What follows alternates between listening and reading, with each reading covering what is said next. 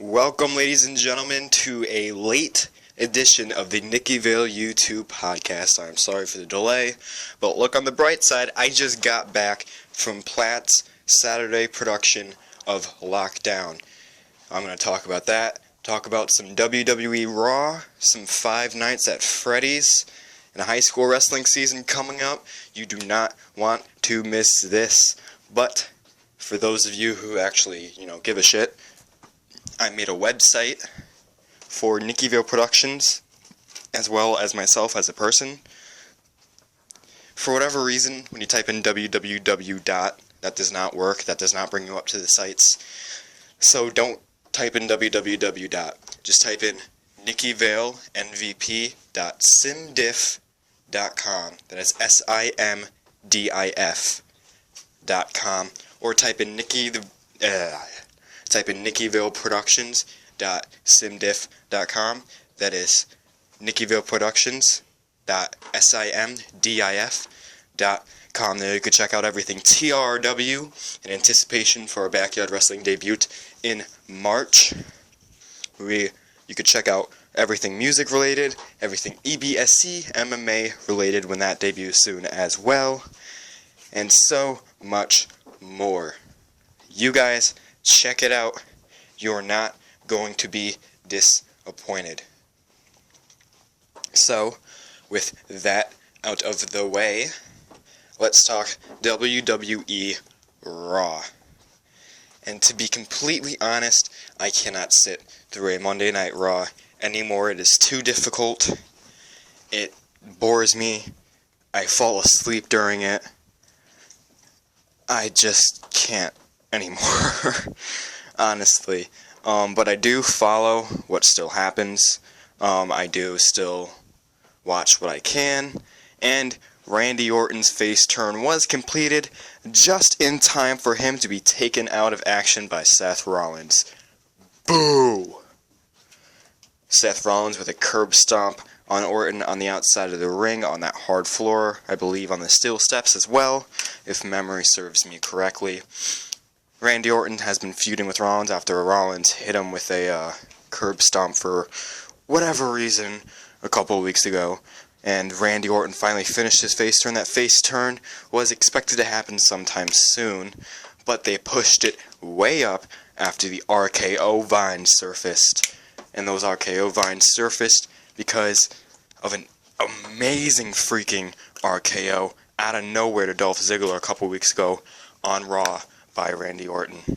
Ziggler bounced off the ropes, went for the famouser.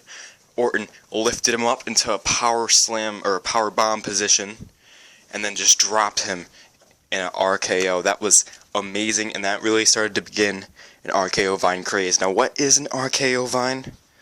That is where you take this funny fail vine where someone falls face first on their ass, and they pretty much just edit in Randy Orton to make it look like Orton RKO'd him. There are so many funny ones out there. I swear to God, like there's this one YouTube video that's been trending for a long time about this little girl talking about, oh, I sold so many Girl Scout cookies and stuff, and then she slips on her floor and falls chin first right onto the counter where her computer was located, where she was filming it, and she starts screaming for Mom, and she's crying and stuff like that. Of course, someone decided to take that and edit it in, so Randy Orton RKO'd her instead, and she started crying for her mom. They are just hilarious. You gotta go on YouTube, look up RKO vines. So that was definitely a great business decision by the WWE to to push Randy Orton's face turn, because now people can really get behind him even more now. Get behind the RKO vine craze and just turn this thing into as much of a phenomenon as possible, because the more people that like RKO vines, the more people are going to tune into Raw, and hopefully they capitalize on that and start putting out good content that doesn't put people to sleep. To be completely honest, I know I'm not the only one who says that. I've got friends who say that. There's Deluxe Man on YouTube, who used to do mashups for the WWE YouTube channel, but got kicked off, his contract terminated because he kept on talking all this bad stuff about Raw. You know, things of that nature. But in other big news, SmackDown moves to Thursday nights starting January 15th. Damn! There goes my uncle's Friday night tradition. But, oh well. They said they did that because not enough people were watching on Friday nights, and they found that they got more ratings on Thursday nights did Sci-Fi. So, WWE and Sci-Fi made the decision to switch SmackDown to Thursday nights. Because TNA is no longer on Thursday nights either. TNA is on Wednesday, so there will be no Thursday Night War, as people have tried to label the potential of a SmackDown Impact Wrestling feud for ratings. We're not going to recreate the Monday Night Wars. Let's face it, TNA already tried it and it did not work out very well. The closest they got to some sort of following was Voodoo Kin Mafia chants at a Raw event. So, you know, not much else has really been going on, to be completely honest with you. I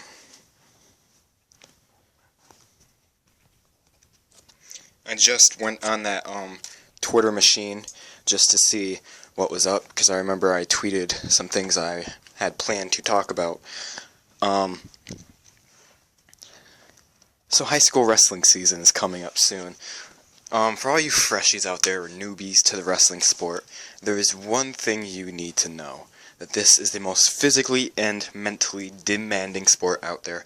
I remember I walked in there freshman year thinking that because I used to wrestle with my friends Michael Dingle and Novocaine and did a pretty good job of adapting and things of that nature, I thought I would be able to walk in there and not exactly be the best, but be able to handle it. I was wrong. After the first 2 days, I was just like, dude, I'm quitting.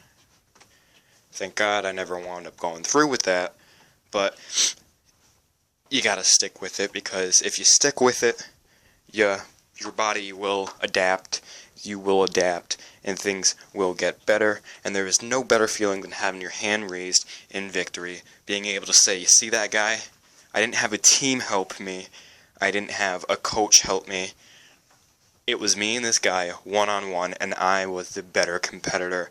I was the one who beat the crap out of him. You know, so, freshies or newbies to the sport, you definitely want to do it. You got to keep on pushing yourself. You want to keep on, you know, if coach tells you to do another lap around the track, you do another lap around the track. Keep pushing yourself, because it will pay off in the long run. Trust me. All the soreness, all of that, is nothing in comparison to when you're fit. You look back at when you started, and you're just like, I came so far. And again, nothing better than being able to say, a team didn't help me beat this guy, like in baseball or football or anything. No, it was just me and this other man from this other school, this other team, and I pinned him, or I beat him, I controlled him. I was the better man. No better feeling. There's one other thing I want to touch up on, and that was the Platt Theater production of Lockdown. Very hilarious. Honestly, I literally just came back from it. I went in, there was 3 girls that were very annoying. One of them decided they wanted to sit next to me, have their friends pretend to be sneaky and take a photo with me, and then go back and laugh at me for it. But welcome to high school. Very hilarious. PG-13, thank God. All this wholesome, you know, happy ending plays that play's been putting on, and school's been putting on, and pushing us to read in schools and stuff. I don't see that as realistic. And having this PG-13 kind of thing, where the ending was actually really interesting. I'll get to that in a moment, but it seemed more realistic and shed light on the possibility of school invasions and how legitimate they are and how unfortunately easy it is to happen. But basically what happens is there are a bunch of students with previous drama thrown into a classroom during a lockdown, and this one little freshie girl, obviously having terrible anxiety in schools and stuff like that, she gets thrown in there, and she doesn't say a word, she doesn't respond to anyone, she doesn't do anything. Finally, after an alarm goes off, she just gets up and bolts out of the room, and the teacher goes and follows. So that leaves all these kids in a room alone. Different personalities clash. All the stuff, previous drama, comes to light, and finally at the end, they had been in the school for an hour and a half, and someone walks up to the door. Now, they have heard people walk by the door before. You have seen silhouettes of people walking by the door, but they do not know if that person was a killer, was a cop. They didn't know who it was. Finally, that same silhouette person walks up to the door, begins to jiggle the doorknob, and the play is over, leaving many unanswered questions. I'm actually going to talk about that right now. But, again, the play was hilarious. That one annoying kid who thought he was all that, I don't know his character name. I know who played him, I don't know the character name, but he was hilarious. This is a little sly comment he would make that I don't even know if that was a part of his script or not, but it was just hilarious. This one girl goes, "You know what I just got?" And then under his breath he'd be like, "Nothing much." Just little things like that were just hilarious. Teacher tells the class to sit tight, and he goes, "Ha, she can't sit tight, we all know that." Just little things like that, little subtle things that are just hilarious to me. That really stood out to me. Also stood out to me that one rock and roll chick. I don't know the characters' names. There was this one chick. She was playing with a lighter. She was wearing leather. Kind of looked like a badass biker chick. She got into a fight with the teacher before the teacher left and pushed the teacher down on the floor. And the lights kind of dimmed for a second. And this guy behind me goes, "Damn!" It's a hilarious show. Most of the audience was great. Very funny. There was a Q&A session at the end. So that was, of course, great. And, yeah. Now, the ending can be interpreted many different ways. There are subtle things that also kind of left people wondering, what happens at the end, what's going to happen. Is this a real lockdown, or is this a drill? This one girl at the beginning of the play, she begins to say, "Oh, no, I know it's only a drill. My friend's friend or something works for the Board of Ed, and told me that, it's just a play, or no, it's just a drill, and teachers were told that they just have to go along with it."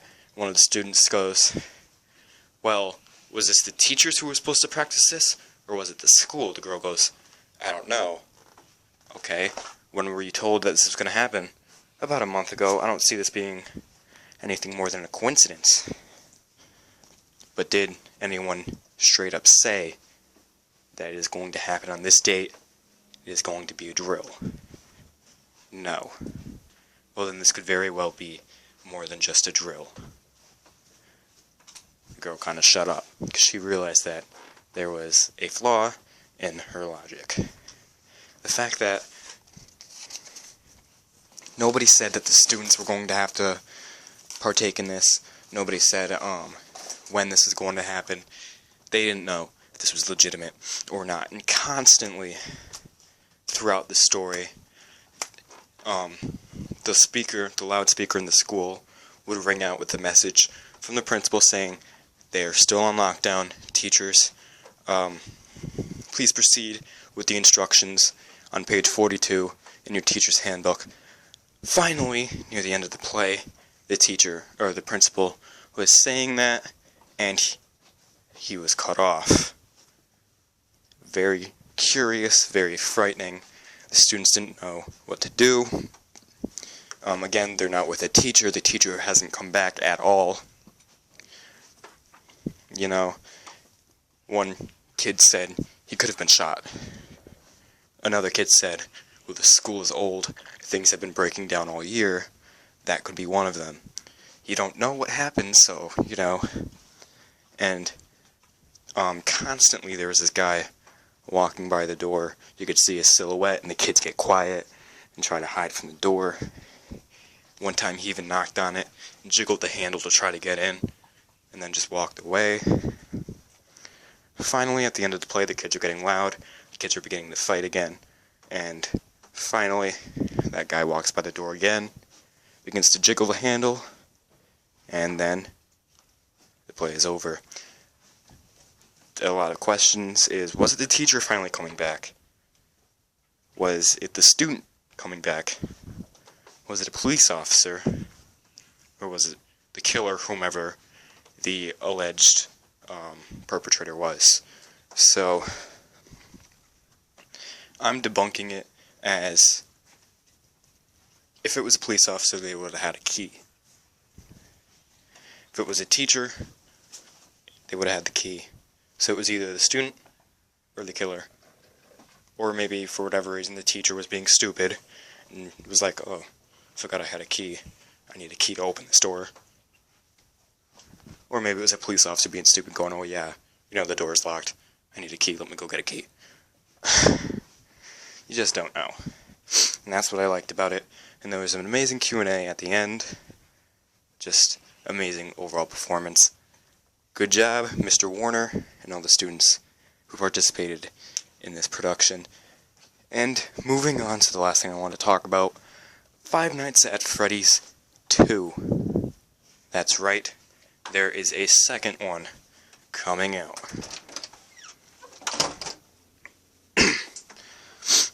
So I saw the trailer, and apparently there's a reason why the developer decided they wanted to make a second one, because in the first one, the original, once you kind of began to realize that you don't need to use the cameras, you just need to regularly check the doors, and flip open the camera every once in a while to check a Pirate's Cove to make sure that Foxy stays in there, and you kind of got into your own rhythm that you could constantly repeat. Anything from the first night to the 2020 challenge are extremely easy and just cakewalks. So the developer has decided to modify everything a little bit and create a Five Nights at Freddy's 2, about twice the amount of cameras. Each camera now has a light on it, so when you go to look through the cameras, you could also flash a light, similar to how you could flash a light outside your door. New robots have been made, polished versions, newer versions, things of that nature, as well as the older ones who have been semi-taken apart for whatever reason. The story wasn't exactly revealed in the trailer, but the old ones have been semi-taken apart. You can see guys like Bonnie with half their face taken off, things of that nature. And there's also a new feature where, you know how when you play Five Nights at Freddy's, you scroll down to those arrows that are on the bottom of the screen, and that pulls up your cameras? There's a second one next to it where when you scroll over it, you pull over a mask over your face. And there's been speculation that that mask is used to protect yourself from certain robots, such as the older ones. The older ones attacked you because when they see a human in the store after hours, they see it as an exoskeleton that is outside of its robot and try to shove you inside of a suit, which will kill you. You know, all the wiring and stuff. Not a very comfortable way to die. If you pull over that mask, they'll believe that you're just another robot and you're fine and leave you alone. So yeah, there's twice the amount of cameras, twice the amount of things you can do. The story hasn't been revealed yet, but you probably have about 8 robots all just walking around this place. Completely new setup in the sense of there are like I believe 3 or 4 doors this time that you need to look around at. And as far as the developer has said, he says there is no routine. You can just play. You know, there is no check this door, check that door, close this door, check your cameras, open that door up, check door, check that. There is no routine. You need to check your cameras regularly to see who's coming. Sometimes you need to close a door. Sometimes you need to put on your mask. If you put on your mask instead of closing the door, you'll die. If you close the door instead of putting on your mask, you'll die. There are a lot of different things that come together where it is extremely difficult, extremely scary, and it won't be easy once you get the hang of it. It'll always be difficult, always keep you on your toes, always be challenging each and every single time you go to play it. And I love that idea. I love the idea of, being able to play Five Nights at Freddy's and having to check the cameras instead of having this routine, So, yeah, I think that's going to be a big plus for Five Nights at Freddy's, and this can really begin to be this amazing, how do I put this? This amazing phenomenon, similar to Flappy Bird. It's not exactly a Flappy Bird or an Angry Birds or anything stupid like that. It's not exactly one of those mainstream game apps yet. It's still sort of a kind of independent, underground type thing, but it is definitely coming to the surface, and it is definitely amazing. I love it. There are people dressing up as it for Halloween. Fanfics of Chica, the yellow bird, in sexy positions for whatever reason I don't know. Welcome to the internet. You might want to hashtag that or something. So definitely big for Five Nights at Freddy's, and this can be money making. I just hope this guy doesn't try to take down the app when it finally reaches its peak, just like the guy from Flappy Birds did. I don't know why that guy from Flappy Birds took it down. People are saying that it could be because he made so much money he didn't need it anymore. Could be because he was tired of people saying how frustrated they were with Flappy Bird. Whatever. If I were him, I just would have left the app up and let the dough roll in. I don't know why he would have done that. Because that was definitely not a good business decision. That had to be a good personal decision. I don't know. But that's it for this podcast. I could play you 30 seconds of a cheap music clip, but I don't feel like doing that. 30 seconds, whatever. So, feel free to like, comment, subscribe. Follow me on Twitter at NickyValeNVP. Don't forget to check out those websites. That is NickyValeNVP.simdiff.com. That is SIMDIF.com. Do not put in the www dot before that, because for whatever reason that won't work. So, or you could check out NickyValeProductions.simdif.com. That is NickyValeProductionsSimdiff.com. Check those out. Follow me on the Twitter at NickyValeNVP, at The Vale Podcast. Like, comment, subscribe, dislike if you feel like you didn't like this. Tell me why. Be honest. I'm not going to cry myself to sleep over it or whatever. Peace, love, and hugs. I don't know what else to say. I want to say something catchy and something funny, but I don't have anything catchy or funny to say. You do you, I'll do me, and we won't do each other. Probably. Quote from Markiplier. Check out his channel. Deuces.